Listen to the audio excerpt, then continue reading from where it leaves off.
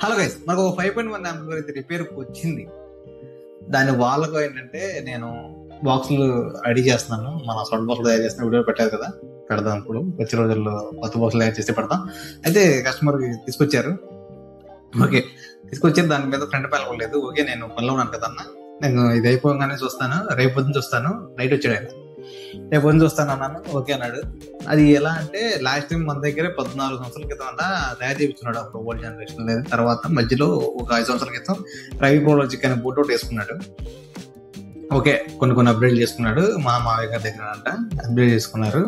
తర్వాత ఇప్పుడు నేను ఫీల్డ్లో ఇప్పుడు నేను వచ్చి ఉన్నాను కదా, నాకైతే చెప్పాడు, అన్న కొద్దిగా శుభ్రంగా నీట్గా చేసి పెట్టు అని చెప్పాడు. ఓకే అక్కడ పెట్టండి నాకు చెప్పాను. ఇప్పుడు కట్ చేస్తే ఎలా ఉందండి దాని పరిస్థితి? ఎదర్ ఫ్రంట్ ప్యానల్ లేదు, సరే అని చెప్పి చూశాను. ఓకే, ఓపెన్ చేయగా నాకు వాసన పరిమళ తైలు వచ్చేసినది. ఎలా అంటే ఎలుకలు. చూడండి మీరు, ఇది అనమాట.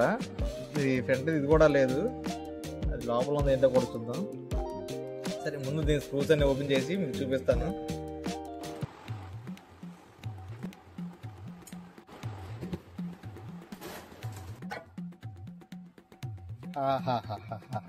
ఏముంది, యూఎస్బి ప్యానల్ కనపడుతుంది కదా, ఇదిగోండి యూఎస్బి ప్యానల్.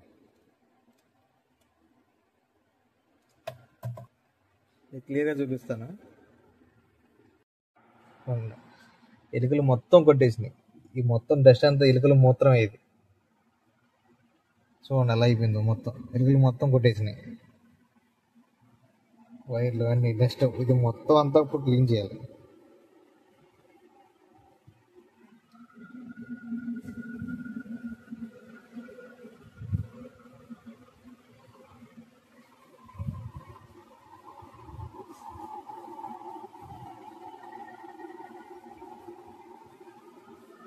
ఇక ట్యాబ్లెట్లు కూడా లాక్కెళ్ళిపోయినాయి, ట్యాబ్లెట్ కవర్లు. ఆ స్మెల్ నాలుగు నుంచి పోవడానికి మాక్సిమం 2 రోజులు 3 రోజులు పట్టింది. అంత స్మెల్. వాళ్ళ కస్టమర్ నాకు డౌట్ వచ్చింది, ఆయనకి అనుమానం కూడా రాలేదు. ఏంటి నైట్ అంతా పనిచేసి పగలైపోవడం అంటే ఇది ఎప్పటి నుంచో ఇవి కాపురం పెట్టేసి దాంట్లో, అదైతే నాకు అర్థమైంది. అది ఇప్పుడు సరే, ఇప్పుడు దాంట్లో చూసారు కదా మీరు, ఫ్యాన్ కూడా మొత్తం అయితే వెలుగులు కొట్టేసినాయి, మొత్తం వైరింగ్ అంతా చెడ కొట్టేసినాయి. బాగా బెస్ట్ చెప్పాలంటే దాంట్లో మొత్తం పోసేసినాయి. దాంట్లో ఇక మనం వచ్చే దాంట్లో పోసేసినాయి. మొత్తం మీరు క్లారిటీగా చూసారు. నెక్స్ట్ పని ఏంటంటే మొత్తం అన్ని తీసేసి నేను శుభ్రంగా నీట్ గా క్లీన్ చేసి పీసీబీ రస్ట్ కోటింగ్ కూడా కొట్టేసి అన్ని చేసిన తర్వాత ఏదేది పని చేస్తుందో ఏదేది పని చేయట్లేదు కూడా మనం చెక్ చేసి చూడాలి. ముందు దాన్ని మొత్తం అంతా తీసేస్తాను. తీసేసేది కూడా కొంచెం బిట్టు పెడతాను, ఎలా తీస్తున్నాను అనేది కూడా. ఎందుకంటే మీకు తెలియాలి కదా, చాలా మంది ఏంటంటే ఫేక్ అని కామెంట్లు పెడుతున్నారు. ఫేక్ అని. సరే ఓకే, ఇది వీడియోకి అయితే చూడండి. మొత్తం అన్ని కూడా జీటెక్ అన్ని నాకు తెలిసి మ్యాక్సిమం దాంట్లో నాకు తెలిసి ట్రాన్స్ఫార్మర్లు పనిచేస్తాయి. తర్వాత ఎస్టీకల్ కూడా డౌటే, ప్రోలాజీ కూడా డౌటే.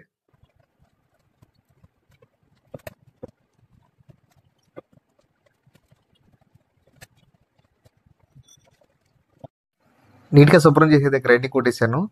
అదైతే మీరు అది కనపడేదల్లా మీకు రస్టే, ఆ ప్లేస్ అంతా రస్ట్ ఉన్నది. ఆ రస్ట్ మొత్తాన్ని క్లీన్ చేసి నీట్గా గ్రౌండింగ్ కొట్టేసి కొద్దిగా రస్ట్ ఆయిల్ కూడా డ్రా చేసి మొత్తం అయితే రీఫిట్టింగ్ చేసేస్తాను.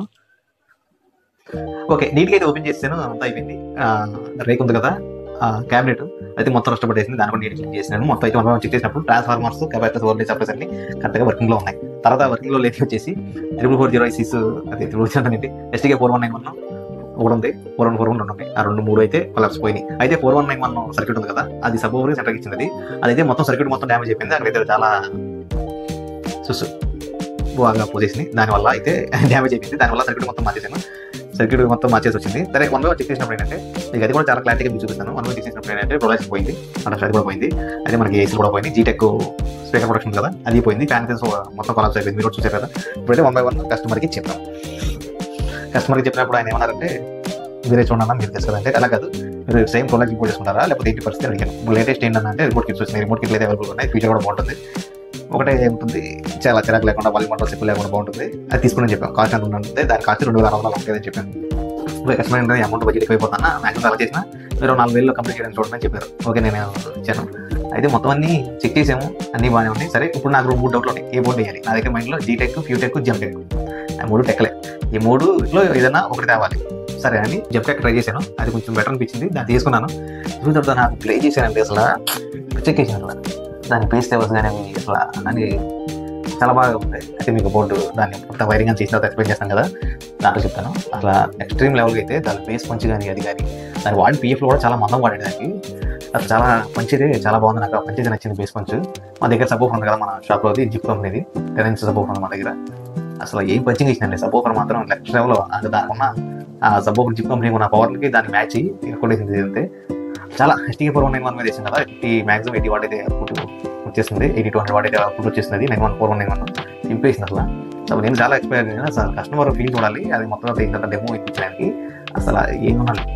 సరే జెమ్టెక్ అయితే ఇప్పుడు మనకి ఏంటంటే మనం ఏం మార్చామంటే 3 ICలు వేస్తున్నాను, 3 ICలు మార్చాము. ఇంకా ఫుల్ వచ్చి పాత పీకి పడేసాం కదా, పనికిరాదు. లైట్గా ICలు మీద చూసి వచ్చేసింది. ఈ బల్లి అయితే చాలా వాయిస్ చాలా ఎక్కువ ఉంటుంది ఇది మొత్తంలో, అదే మొత్తం నాశనం అయిపోయింది. ఇంకా అది మొత్తం మార్చేసాను, మొత్తం అయిపోయింది. ఇంకా రిమోట్ కూడా అండి, రిమోట్ కూడా చాలా బాగుంది, మీకు ఆప్షన్స్ అన్ని ఇచ్చేసాడు, మీరు చూస్తే చాలా బాగుంది రిమోట్. ఆ రిమోట్ కూడా కొంచెం డిజైన్ కొంచెం ఎక్స్ట్రా ఇచ్చింటే బాగుండేది, స్టిక్కర్ అని ఇచ్చేసారు పైన. కొంచెం ప్రీమియంగా 100 రూపాయలన్నా ఎక్స్ట్రా పెట్టి అమ్మి ఆ రిమోట్లో కాంప్రమైజ్ అవ్వలేదండి ఎవరైనా సరే. నాకు ఫ్యూటెక్ అయితే రిమోట్ నచ్చింది కానీ బేస్ పంచ్ అసలు, దానికి జెమ్టెక్ బేస్ పంచ్ ఉంది, రిమోట్ అసలు కూడా చెప్తాను ఏం చేద్దాం. అది అలా అయిపోతుంది ఈ రోజుల్లో, క్వాలిటీ ఇస్తుంటే క్వాలిటీ ఇవ్వట్లేదు. ఇంకా సరే నేను మొత్తం బీచ్ చేసిన తర్వాత మీకు వెళ్ళిపో దాంట్లో చూపించేస్తాను చూడండి. ఓకే, ఇప్పుడు ఫ్రంట్ ప్యానల్ విషయానికి వచ్చేసరికి అయితే మనకి కస్టమర్కి చెప్పాను కదా, ఆ ప్యానల్ అయితే మనకు దొరకలేదు. అయితే ప్యానల్ కూడా కావాలంటే మన క్యాబినెట్ సహా తీసుకోవాలి. అయితే మీకు చూపించాను కదా, రెస్ట్ మొత్తం క్లీన్ చేసి పెట్టేశాను. అయితే ఇప్పుడు మనం ఏంటంటే అక్రిలిక్ షీట్ కట్ చేయాలి. నా దగ్గర అయితే అక్రిలిక్ షీట్ అయితే ఉంది, దానికి ప్రాపర్ టూల్స్ అయితే లేవు. ఇంచుకొని చిన్న మిషన్ ఉంది మన దగ్గర, దాని అయితే నేను వాషింగ్ మిషన్ లో బోర్డులు కట్టడానికి కొన్నాను. మిషన్ బ్యాక్ సైడ్ గ్లూ ఉంటుంది, ఆ గ్లూ అయితే కట్టడానికి అయితే మనం తీసుకున్నాం. దాంతోనే ఇప్పుడు మనం సెమ్ అయితే మెజర్మెంట్లని మన పాత రేక్ ఉంటుంది కదా, దాంతోనే తీసి మీకు కట్ చేసి చూపిస్తాను. అయిన తర్వాత అది కూడా 2000 కాస్ట్ అవుతుంది. ఇందులో డబ్బులు అయిపోతుంది చేశాను, ఖర్చులు కూడా చూడండి. నేను ఎగ్జాక్ట్ కొలత అయితే 10 తీసుకున్నాను, లైట్ కూడా కరెక్ట్గా దాని నుంచి తీస్తాను. మొత్తం అయితే దాని నుంచే కట్ చేస్తాను, ఎందుకంటే మనకి ఆ క్యాబినెట్ కట్ట కూర్చోవాలి కాబట్టి సేమ్ దాని బదులు చేసుకుని దాని నుంచి కట్ చేస్తాను.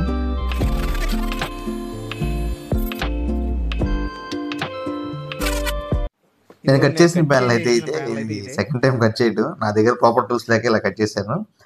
అయితే ఇక్కడ మీకు స్కూల్ కనపడుతుంది కదా, వాటిలో అయితే మనం క్లోజ్ చేయాలి. ఇంకా డిస్ప్లే వచ్చేసి కరెక్ట్గా మెజర్మెంట్ తీసుకుని కోసాను.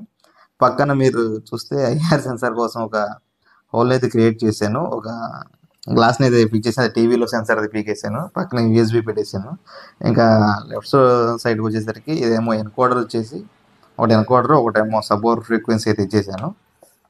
ఇంకా చాలా నీట్గా చేయడానికి ప్రయత్నించాను, అలా వచ్చేసింది. తర్వాత అయితే ఇది మనకి జెమ్టెక్ మెయిన్ బోర్డు ఇది.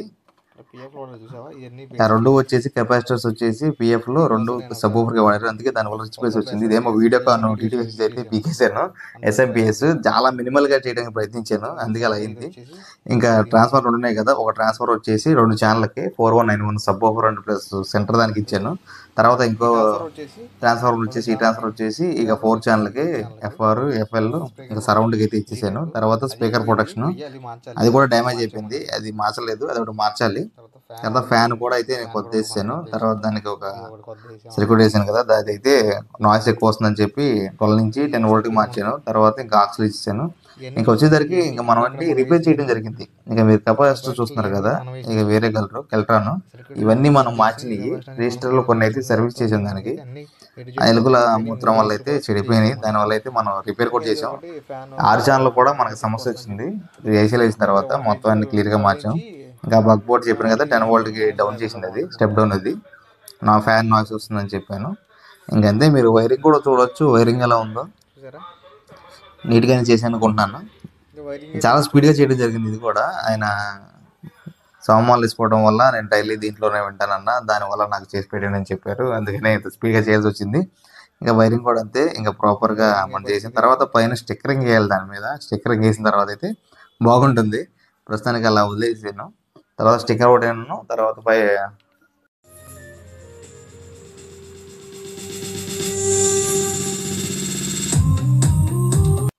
మనం చేసిన పని చాలా చక్కగా వచ్చింది. జెమ్టెక్ అయితే చాలా అడిగితే చాలా బాగా చేసింది. ఎస్పెషల్లీ సబ్‌వూఫర్ అయితే చాలా మ్యాచ్ అయింది, ఎందుకంటే సబ్‌వూఫర్ లెవెల్ చాలా న్యాచురల్గా వచ్చింది. సబ్‌వూఫర్ అయితే ఫ్రీక్వెన్సీ కూడా చాలా మెయిన్ చాలా బాగా వస్తుంది.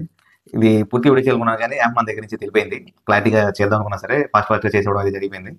వేరే వేరే పనులు చేయలేకపోయాం. అయితే దీనికి నేను అఖిలకి ఇచ్చిన కారణం వచ్చేసి ఏంటంటే అది క్యాబినెట్ ప్లస్ అది కూడా కొనాలన్నారు. ప్యానెల్ ఫ్రంట్ అఖిలకి ప్యానెల్ క్యాబినెట్ కలిపి 20,000 అవుతుందన్నారు. అందుకని నేను కస్టమర్ అయితే ఎక్కువైపోతున్నాను కాబట్టి నా దగ్గర ఉన్న పాత అఖిలకి టీవీలో ఉంటుంది కదా, దాంట్లో వచ్చేసాను.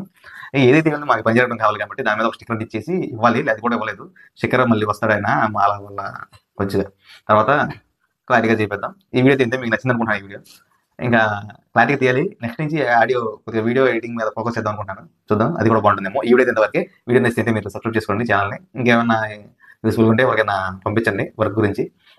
నెక్స్ట్ నుంచి చాలా క్లారిటీ చేద్దాం. కొత్తగా తయారు అయితే నా కాదు, ఆల్రెడీ చాలా మంది వీడియో చేస్తారు కాబట్టి మనం ఇలా అప్గ్రేడ్ వర్కింగ్ అది చేద్దాం అనుకుంటున్నాను. ఇంకో బాయ్, ఈ వీడియో ఇంతవరకే. ఖచ్చితంగా మీరు కొత్త వాళ్ళని చూస్తుంటే ఛానల్ సబ్స్క్రైబ్ చేసుకోవడానికి ప్రయత్నించండి. ఓకే బాయ్, ఉంటాం మరి. బాయ్.